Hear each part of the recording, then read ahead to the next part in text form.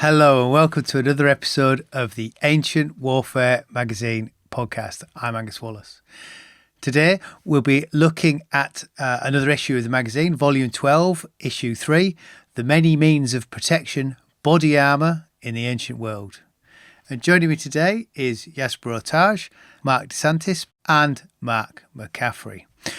So we're going to be talking about armour in the ancient world from the talking points I think this is going to be a very Roman-centric discussion. I thought before we get to its evolution, perhaps we should look at armour as a status symbol, something I think, Jasper, that you bring up in your introduction to the magazine. Now, my question to you is, how much of a status symbol is armour when the Roman army is mass-producing it? Well, it does come with an assumption. We always assume that all Roman soldiers were armed and armored equally. And it's probably, for the imperial era, probably a good bet, but I don't think we know for sure. Could it be more symbolic almost than necessarily status, or the status comes through the symbol of authority? I think the status symbol, that's for sure. It's an earlier thing. I mean, when armor is still, you're talking about the Greek archaic age or something. When you're talking about breastplates and all bronze and so many parts that can be used to do it, to compose it. And the individual warrior is still paying for it, and obviously it's going to be a status symbol because only those guys who can afford it can have it. When the state starts to pay for it, it still comes out of the legionaries' pay. At least we can probably assume so, that because just about everything that the army supplies to the Roman soldier comes out of his pay. And but it does become their personal property, and maybe that's some kind of indication of status. We have these famously Roman helmets very often are marked to say who it belongs to, and sometimes you can see that there are different names in there, so that probably somebody bought it. Maybe he joined the army, couldn't afford very much. He got somebody's leftover. But it must have been something like that. And then he served for a while and he saved up and he bought a nicer helmet. Because one thing that we can say fairly safely, I think, is that Roman soldiers are very much about bling. They want their gear to look good. And I'm sure that if they could afford to, they would invest in the nicer, spiffier looking armor, because it's another way of carrying your savings on your back. You have, not specifically, possibly not specifically for body armor. But for instance, their belts. If you have a belt that's decorated with silver plates, then you're carrying actual value. That could be a way of showing off, and I don't know if showing off and status symbols. I think those two are related. Yeah, I sort of was thinking, along the lines of where it just becomes sort of symbolic rather than a status symbol, so it becomes a sort of a symbolic perhaps of authority if you have in a mass-produced world. But it is never, almost like, and I don't mean uniform when I say uniform, but what I mean is you put on a uniform, like a policeman puts a uniform and it gives you a certain status and authority. If you put on the armour, the person that wears the armour gains yeah, I see what you mean. An authority. It's always important to remember that when we say mass-produced in the Roman army, it's very much not mass-produced in the way that we think of it. Should we get to that later? I have a whole. Well, we've done uniformity before, Well, no, but I was not talking about. I was trying not to get necessarily go down the uniform route when you talk about. But I was just wondering about symbolism and authority, perhaps. Shall we move on to Mike has welched on us tonight. But he suggested, can we see our Armour in the ancient world as an arms race? Is it an arms race? Does someone come up with something and then somebody has to counter it? Do we have any thoughts on that? Evolution of Armour. The purest example of a response to a new weapons type was reflected in Roman armor that I'm aware of was when the Romans fought the Dacians. It seems via evidence of Roman armor that is displayed in various pictorial evidence that in order to counter the long swords of the Dacians, which could reach over Roman shields, the Romans started wearing that laminated armor over their arms, like bands of steel over their arms as defense. And also, apparently, they added reinforcement ribs to their helmets that for added protection. That's the purest example of arms race in terms of there's a weapon and then there's a response to the defensive measures of the Romans. And whether or not that was 100% done by in response to the Dacians' weapons, I'm not certain, but it does seem from the available evidence that the Romans did adapt. I think there is the adaptability factor. I don't think it's necessarily evolution as such. It's reacting to who you're fighting against. If you take the example of Alexander with his Macedonian phalanx and their wonderful sarissai going into battle, and of course once you get away from the standard Greek hoplites as your main opposition and a proper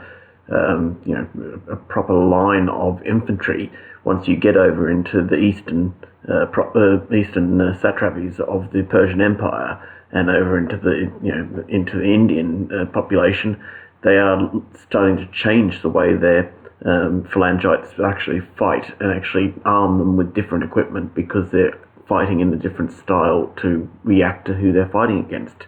It happens in the late Roman period as well, in terms of actually seeing that they're fighting more against people like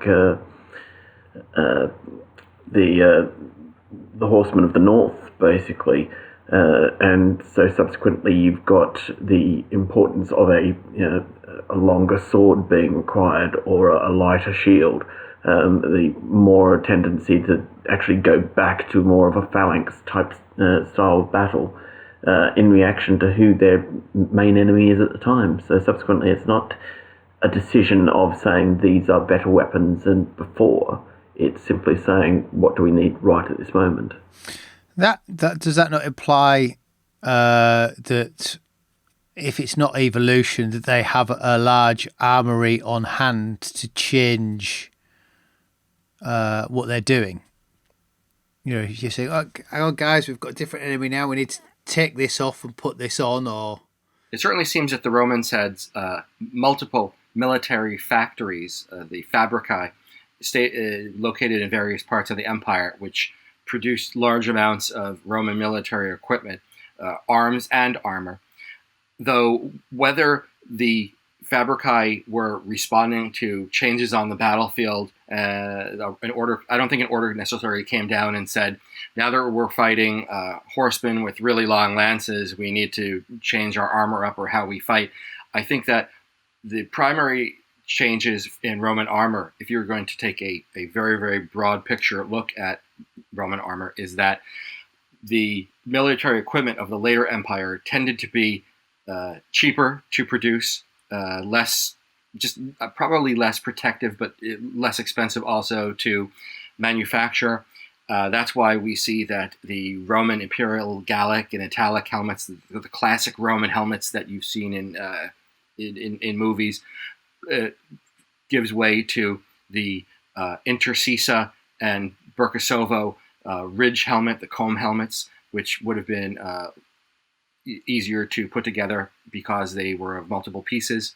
That's also why I think that Spangen helms became predominant in the late Empire and early Middle Ages, that they were easier to make and less expensive.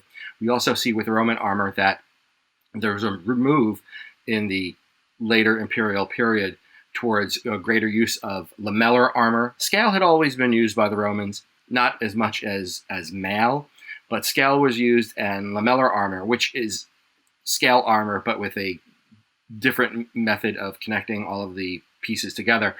Those were used, I think, mainly because it was less expensive to manufacture, and that's an important thing if you're in the late Empire and you need to produce armor for hundreds of thousands of additional soldiers. And it was also probably cheaper to repair, because if you broke a few scales or pieces of the lamellar armor, you just hammer out a few more, stitch it back up. Murray sent in as a question. He points out from the opera. From the opera, from the opera. Yeah. Why did armor continue to change? Surely some ancient culture found the best armor, but why would you then move away from it? And can we see similar arms and helmets centuries later coming back into fashion and use? So surely the ancients found the best armor, then moved away from it. There's one obvious answer there. That's chainmail.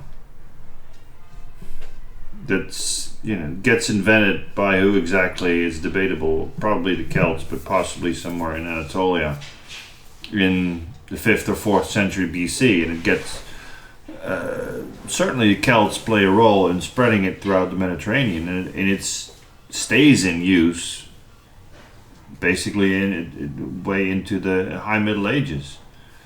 It just seems to have ups and downs. Perhaps it was considered sometimes too laborious to make. Is there perhaps an enemy where it's not practical, and you're better off with a plate or? Possibly, yeah. Chainmail is going to protect you pretty well against slashing type of weapons, but anything that is meant to, has a really sharp point, is going to just poke through, is possibly going to force the links apart and hurt you anyway. And it doesn't do very much against blunt weapons. It was nevertheless very popular for centuries on end, and that's something that's always it must have been. It clearly it was considered to be the most, well, it's obviously the most flexible in literally and figuratively type of armor. I think that's exactly it. It must have had some advantage over plate iron or plate steel that it conferred, beyond merely its protective qualities. That is, probably a warrior wearing this felt a little bit more freer, lighter, more flexible in terms of movements. Instinctively, I prefer the idea of wearing sheet steel if I could wear armor, but it may not necessarily have been across the entire regime that you would be fighting in, or simply wearing your armor may not have been necessarily the best solution. You probably need to consider as well, though, in terms of the makeup of these armies. I mean, especially the Roman, when you get, from the late Republic onwards, you're starting to get a very mixed bunch in terms of backgrounds of these people. And, enlisting in the army, enlisting in the legions, enlisting in the cavalry or the auxiliaries, and they're bringing along their own traditions, their own, prejudice or whatnot about, armed equipment and whatnot. And at times, depending on where they're stationed, also you've got individual developments where you can clearly identify certain legions who sort of go off on their own tangent as well. So, a little bit of personal preference there as well. There's a long-standing tradition that Roman legions stationed in the east made greater use of scale armor than did Roman legions in the west, which does not necessarily mean to imply that there was standardization across all Western legions, and you could have said, oh, these are Western legions as opposed to all Eastern legions. But there may have been local traditions, local armor traditions, that the Romans made use of, and that a Roman legion stationed in Syria might have looked very different from a Roman legion stationed in Gaul. The one that sticks in mind is, I think it's Tacitus describing the 14th or 15th Legion up in Germany, basically being having adopted Celtic equipment, or Celtic and Gallic / Germanic equipment, however you want to phrase. I won't get into that one. But in terms of actually saying, well, we've adapted to what we're facing up here and whatnot, and there being a backlash in terms of the new arrivals, in terms of fresh faces from Rome saying that's not Roman, but it's practical. So it's cultural transfer. I actually had the statement written down: evolution. How much is evolution a matter of cultural transfer? Are we saying it's not really evolution, it is just cultural evolution would suggest a step forward into something better and new? Evolution is like the if you look at the gladius changing over time. The gladius starts out in its very earliest period as a longer sword, and then gets shorter and shorter, and then eventually actually starts getting longer again. That's evolution. But on the other hand, actually eventually saying, in parts, no, we're not going to use a gladius. We're actually going for a spatha because we're going for a different purpose. I don't know if that's necessary evolution or actually a clear cut and saying we're reacting. Patreon backer Lee wonders about knockoff kit. So if cultural transfer, it must be a two-way process, so people must have been learning from the Romans. Does this mean we see enemies of Rome borrowing ideas to make copycat kit? Was it of similar quality? Off the top of my head, I don't know of examples of anybody copying Roman kit. I know that the Romans copied kit of their enemies. That is, the imperial Gallic and Italic helmets were based on the Nagao type helmet of the ancient Gauls, and they adopted other types of weapons from their enemies. So I don't know. I think you mean the Nagao helmet, but I think the famous example I can think of is Batavian. There's a couple of Batavian helmets, but that's just modified Roman helmets. Been found in sort of the Nijmegen area and into Germany. Krefeld helmet. Those are Imperial Gallic helmets with bits stripped off and adapted for Batavian traditions, perhaps. Mithridates takes the idea of the Roman legionary and creates his own unit in replication of the whole entire idea, lock, stock, and barrel. I don't think they're quite up to the standards of the Romans and whatnot. I don't know about it whether they're knockoff equipment, so to speak, is how that compares with the Romans. But it's taking the idea and working with it. So it's true, and there's some suggestion that Ptolemaics and Seleucids also had units of what are usually conveniently called imitation legionaries, but what exactly that entailed seems to have been, copying perhaps a scutum, but whether it involved using the pilum and gladius combo seems to be in doubt. I mean, Roman equipment was, there's Roman equipment, any equipment comes with the question attached, is it the tactics, the battlefield tactics that drive the design of the equipment, or the other way around?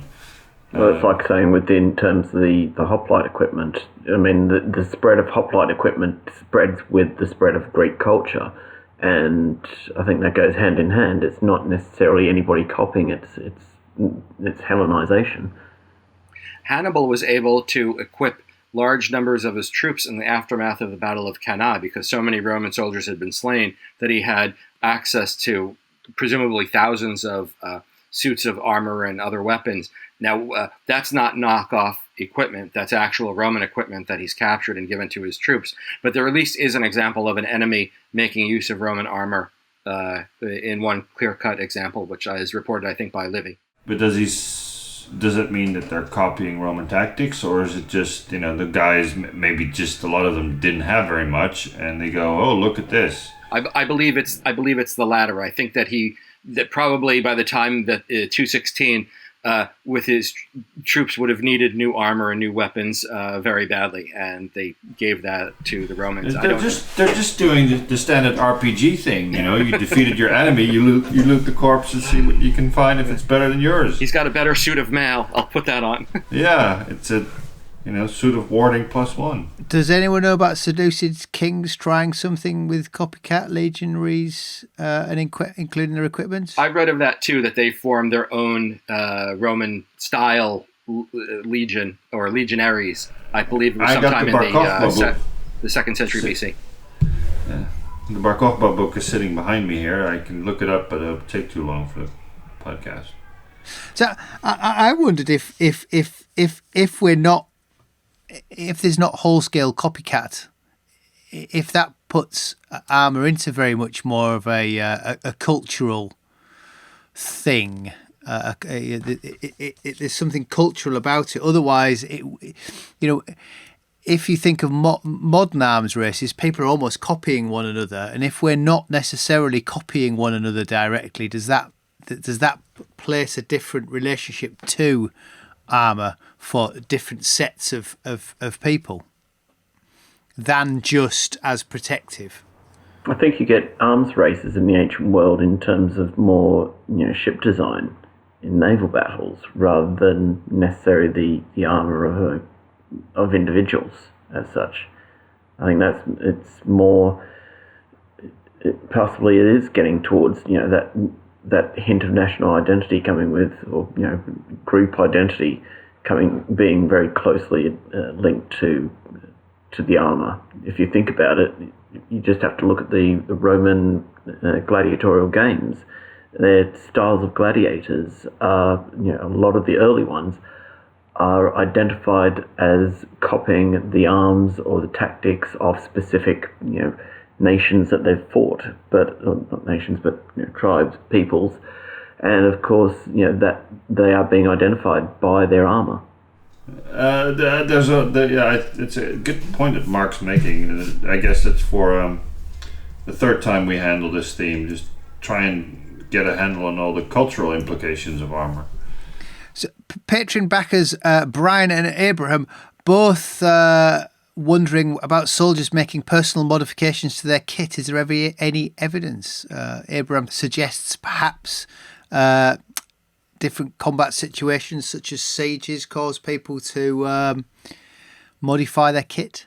When you say sieges, it sort of brings to mind sort of the battle of against Antony's supporters in Italy by Octavian, when they're modifying their slingshots to send their personal messages over the wall to lovely that happens Fulvia. all the time. But makes me think of Dyrrachium, where they're supposed to put those what is it, sort of woven baskets on their helmets to add extra padding against slingshot and other missiles. Well, the earlier modifications to Roman armor that I mentioned, the laminated arm defenses and the reinforcement ribs over their helmets, those may very well have been field expedient modifications carried out by the Roman legionaries themselves after being in combat against the Dacians and experiencing their weapons up close. That strikes me as being something that would have been very much something that the Roman legionaries would have done on their own. I get maybe the problem with talking about modifications is that presumably not everything was made the same to start with. So trying to spot a modification from a manufacturing difference from an evidence point of view makes it quite difficult to find a modification when they're all manufactured slightly differently, because there's not a uniformity. Yeah, that's correct. It's also difficult to ascertain what is some sort of a field modification when we are reliant mainly on items that have been dug out of the ground after 2,000 years to give us our picture of what the Roman army was equipped with. It's not entirely, but a lot of the things that we see had to survive whatever way that they did over many centuries, and I don't think we can ever be certain that we're seeing, well, this is the very clear total picture of what the Roman army had, and this is how the standard legionary was equipped. I think we can make some very well informed guesses on the basis of, say, Trajan's Column or the Adam Clesi monument, but I said informed guesses, all right, hedging my bets, all right, but certainly you could say that the Romans were, some of the Romans were armed in some fashion like that. But when you consider that you have various equipment that we're digging out of the ground that doesn't necessarily match what you see on Trajan's Column, it's difficult to say. So we've touched upon mass production, and the article in the issue. I forgot who wrote it. Who wrote it? I didn't make a note of it. Oorthuys. Superb, right? A really interesting article. Suggests that the Roman army need to produce armour to support around 300,000 to 300,000 men in the 4th century. Yes, but you're appraising the article to tell us how this was achieved, because I think it's worth. It's certainly worth, if people haven't read the magazine, it's worth picking up for that article alone. But would you like to whet people's appetite for what he's talking about? Well, what he's talking about is that I thought it would be very interesting to try and get some idea of how this was achieved, and the thing is, we know very little about how it was done in the early imperial era. Probably that was a matter of lots of local workshops. Speaking of variety, that's a guaranteed way to get it. To some degree, it might have happened in military fortresses or around them in the Vici,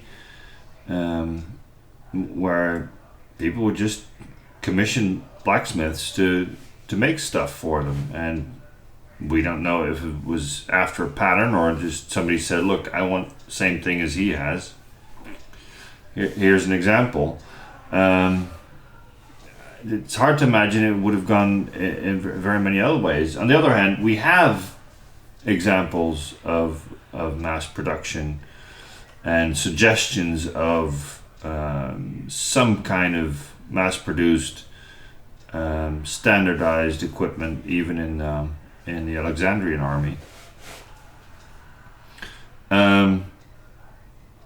But it's only in the late Roman era that we get some idea of how this was done, where the state is trying to both get a handle on let's say the ingredients of what you need, from extracting the iron ore and the copper and tin and everything you're going to need, the materials to make these things, to, as Marc already mentioned, a whole series of fabricae spread out throughout the empire, some way back behind the border, where in many cases they're not really specialized, but there's a number of actually specialized fabricae that only make shields or only make swords or only make, you name it. And the frequency with which we find various specializations may say something about the wear and tear on that kind of equipment. Trying to figure out, how this was all controlled at a much higher level, trying to keep those armies equipped and ready to fight all the barbarians. Is that what you were referring to, Angus? Yeah, and what it did, we've lambasted against this idea of uniform before, but uniform. As soon as you mention uniform, you end up thinking one thing. But I was going to say, it must have added a level of uniformity to the equipment that they were using within a certain period. The suggestion, again, what Marc already mentioned, if you start, if you look at the basic components of an Imperial Gallic helmet, that requires an accomplished blacksmith to drive that helmet bowl in one piece out of a chunk of iron, and presumably somebody thought, if you can break up that one big bowl into multiple sections, then you can teach several people to make those sections, and you can teach somebody else to bolt those two sections together with a ridge or with a sort of a rib, as in Spangenhelm, which is what a Spangen means. And so you can standardize the bits, and you can see how there's some kind of rationalization going on that must have led to a kind of similar, at least more standardization and similarities in items that were produced. Because you have people who do nothing else all day but make that thing.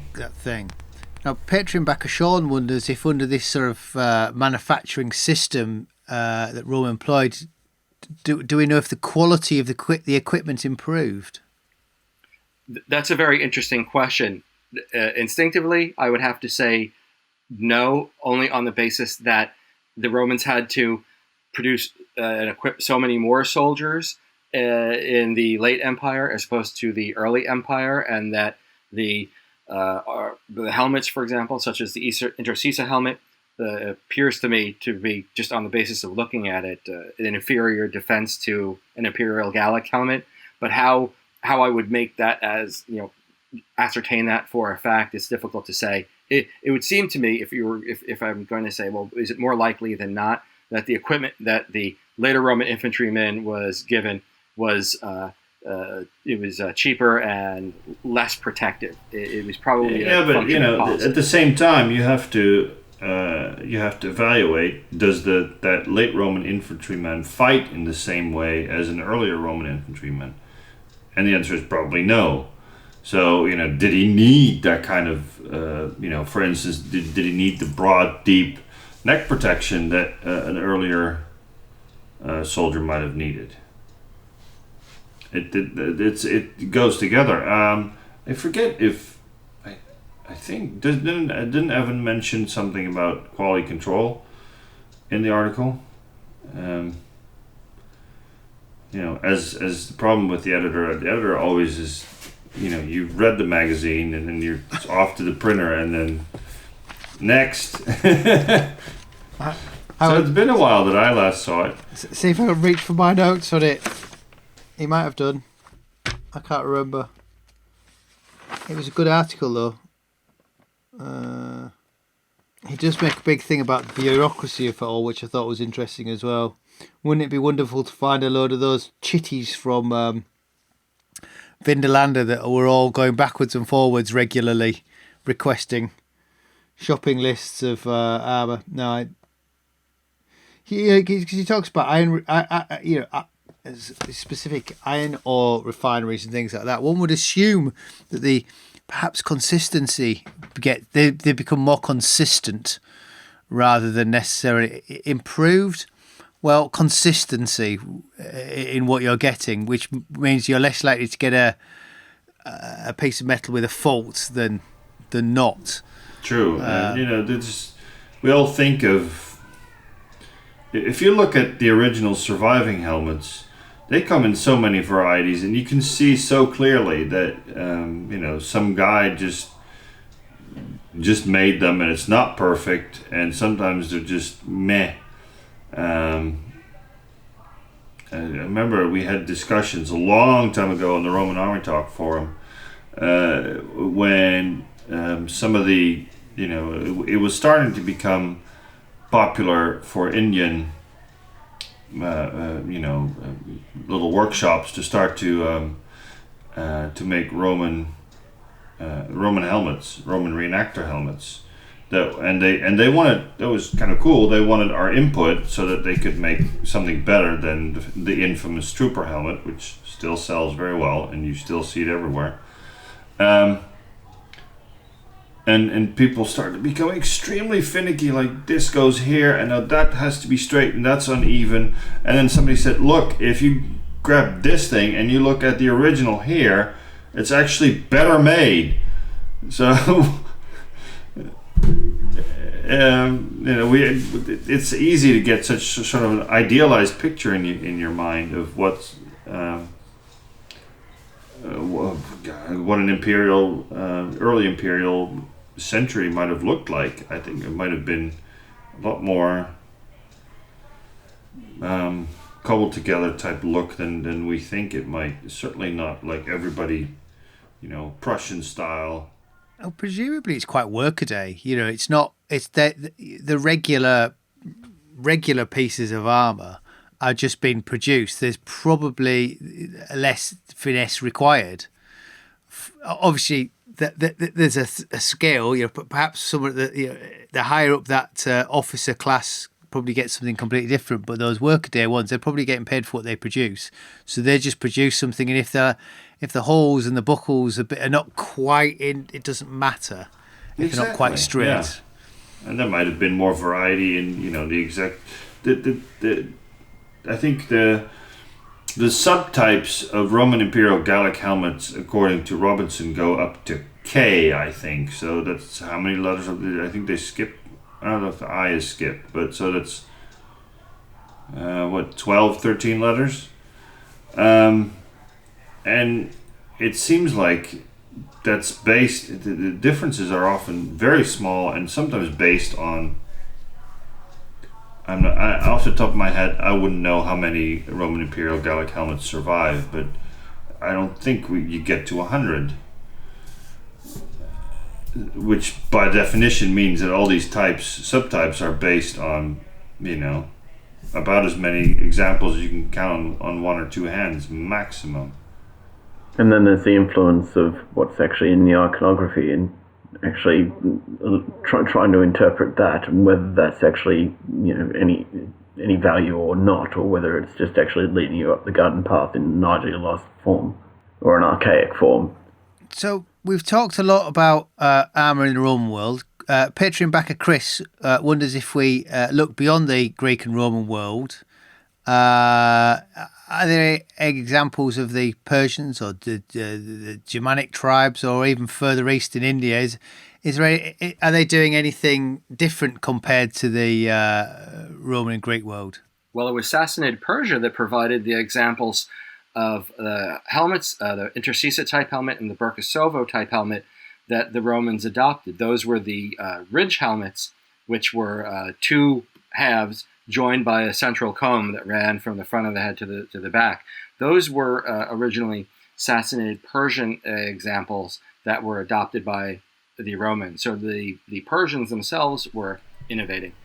Yeah, it seems that there's traditions that come from the East. Germans, I'm not sure. I mean, there's obviously the big old armor makers in Northern Europe, or the Celts, who seem to have had a long tradition of making, what we call cuirasses, muscle cuirasses, that had maybe gone out of style by the time they met the Romans, or started to go. But there's a lot there, and we could do more with that. It's always only so much you can do in one issue. Yeah, there are a lot of theories about exchange of armor going east and west between the Greeks and the Persians. People still haven't made up their minds about the yoke and tube cuirass, whether that was organic only or organic and metal, or clearly there were metal versions, because do you want to explain what that is? The yoke and tube cuirass is what you often see Greek soldiers wear. That it's called that way. But people usually called it linothorax. The Greeks call it the because linothorax as well. there is, but the problem is that's called in the text sometimes that way, and then what we see in iconography may not always be the same thing. There's endless debate of what it's made of, if it's actual linen, or is it just white, or is it also in leather, and where does that tradition come from, and how does it go, which is magnificently interesting, and got me even more confused. This Tuesday I happened to be in Stockholm for something else for work, and I didn't know this, but there appears to be an ancient collection and museum in Stockholm. So I walked in, and they have a lot of stuff from Cyprus, among which reconstructed yoke and tube cuirass made with tiny scales. So I took a couple of pictures, and I'm trying to find the excavation reports, because somebody told me that it was found as a complete clump, and whether that's the correct reconstruction or not is obviously hotly debated. I have a feeling we've looked at linen armour before, didn't you? You had some reconstructive archaeology in one of the issues. There's Yes, we've had articles about it, and there's a couple of years ago a separate book came out, and there are different things going on. Some people say, used to say perhaps you can't even make anything that's a useful armor out of linen. Answer is, well, you probably can, and you can make it out of linen alone by just using several layers and stiffening it with various glues, and gluing it in ways to make it a sort of a tough, unyielding material. But there's a separate question: is it always just linen, or can it also be, hide or leather, or does it incorporate different things? If you look at all the depictions of Greek warriors on vase paintings, for instance, they often seem to have sections in there that are made out of scales, for instance, and some seem to be completely made out of scale. In the Thracian issue, so the previous issue, we had that example of a Thracian grave burial where somebody of a very high status had been buried with a model-wise yoke and tube cuirass that was completely made out of iron and bronze. And leather, probably onto leather. So it's a standard shape, and of course it's the same shape in the end, with the reinforcing sections that we see in mill cuirasses. Shall we move on? My final question. Still moving away from Rome. Patron backer Cosmo has a question regarding King Philip's reforms of the Macedonian army. Since the type of weapons and maybe armour was new in correlation with the tactics employed, did Philip also employ a sort of mass production of new equipment? I mean, when you bring in a new tactic, does that mean it's out with the old and in with the new? To a degree, it must have been the case. But I think the original army wasn't that big. But if you're gonna completely remodel your army, but then the question is, how long had that been going on? He does pick up the idea from the Thebans, and they had already started modifying armor in that direction. So there's possibility that he's sort of going into existing sources of weapons manufacture there, so he might not be starting really from scratch. There we go. I am out of talking points. I'm out of questions. Shall we call that a day? Don't forget, dear listener, if you would like to take part, watch us record live and comment as we go along. why not become a patron of the podcast and throw $1 or so each month in our virtual funding jar? You can find out more at patreon.com/Ancient Warfare Podcast. We're between issues of the magazine for our next episode of the podcast. So if anyone has a topic they'd like to suggest to us, why not send it over via the Patreon page, patreon.com/Ancient Warfare Podcast. I can then put it to the team. We'll have a chat about it to see if we think we can pontificate on the subject. I'm Angus Wallace, and thanks for listening.